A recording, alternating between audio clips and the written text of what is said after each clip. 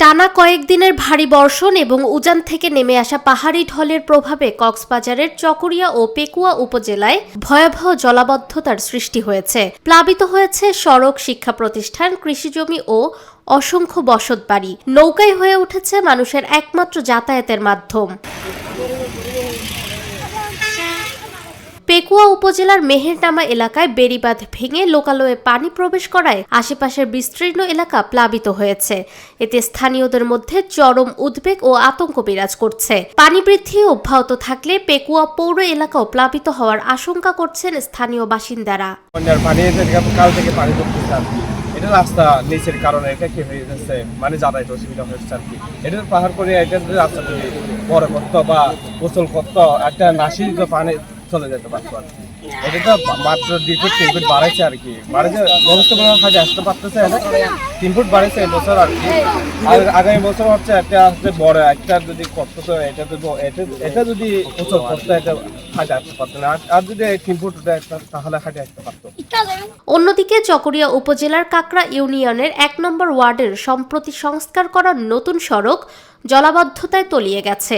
ফলে এলাকাবাসীকে নৌকায় চলাচল করতে হচ্ছে। এতে শিক্ষার্থী, কর্মজীবী মানুষ ও সাধারণ পথচারীরা চরম দুর্ভোগ পোহাচ্ছেন। এদিকে চকরিয়া উপজেলার বিভিন্ন শিক্ষা প্রতিষ্ঠানেও জলাবদ্ধতার প্রভাব পড়েছে। বিদ্যালয়ের শ্রেণীকক্ষে হাঁটু সমান পানি জমে থাকায় পাঠদান কার্যক্রম ব্যাহত হচ্ছে। পরিস্থিতি মোকাবেলায় চকরিয়া উপজেলা নির্বাহী কর্মকর্তা জলাবদ্ধ বিভিন্ন এলাকা পরিদর্শনে যাচ্ছেন। তিনি দুর্গত মানুষের মাঝে শুকনো খাবার বিতরণ করবেন বলে আশ্বস্ত করেছেন। ঝুঁকিপূর্ণ এলাকার লোকজন বসবাস করছে, তাদেরকে সরানোর জন্য আমাদের সিকিউরিটি, রেড ক্রিসেন্ট সহ উপজেলা প্রশাসনের পক্ষ থেকে মাইকিং করা হচ্ছে।